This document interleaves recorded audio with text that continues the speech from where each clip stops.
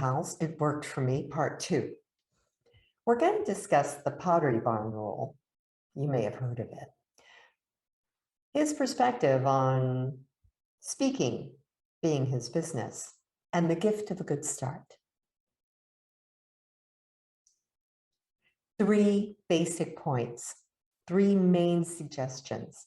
If you like this approach, please like or subscribe. We would love to have you as a permanent part of our community. Now, I remember the Pottery Barn rule. You break it, you buy it. But interestingly enough, when the press allocated it to Colin Powell, it was kind of a touchy situation because Pottery Barn, as a chain, didn't actually have that rule.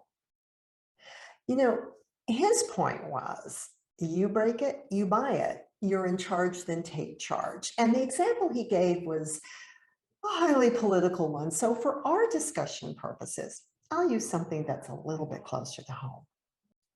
When you make a decision in a project, you own it. And sometimes it's a decision that doesn't work out well at first.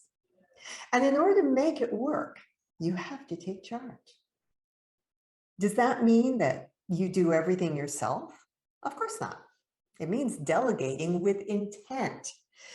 Delegating with intent, though, requires that you know the capacity and even the vulnerabilities of the person that you're delegating to. It's a basic tenet of good leadership, but it's also solid management.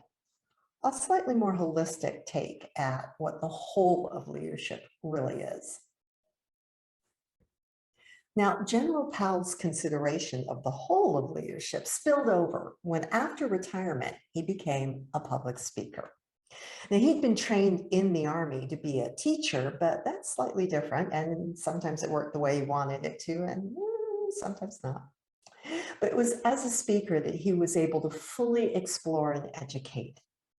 He writes that speakers have more than one responsibility, and this is true of leaders as well. Sometimes it's your responsibility to tell them what they need to hear or what they expect to hear. And sometimes it's your responsibility to shake them up a little bit. Your responsibilities also extend. They extend out to the people that brought you, the people in front of you, as well as the person that you are at your core. Remembering this is what we in project leadership refer to as stakeholder relationship management. And it's always one of the starter practices, a basic competency of any kind of leadership. Where we start as leaders is powerful. The most powerful of starts, however, isn't just about the right school. It's also about the right context.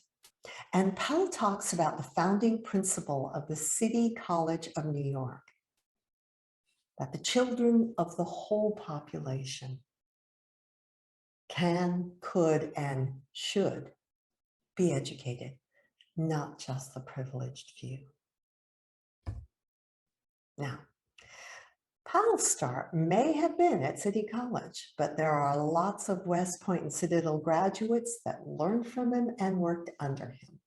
And his involvement in the Colin Powell Center for Leadership and Service is also a testimony to something else. Remember what made your good start possible and pass it on. I'm very grateful that he also passed along his thoughts and lessons, and I hope you check out the book, It Worked For Me. There's so much else in it.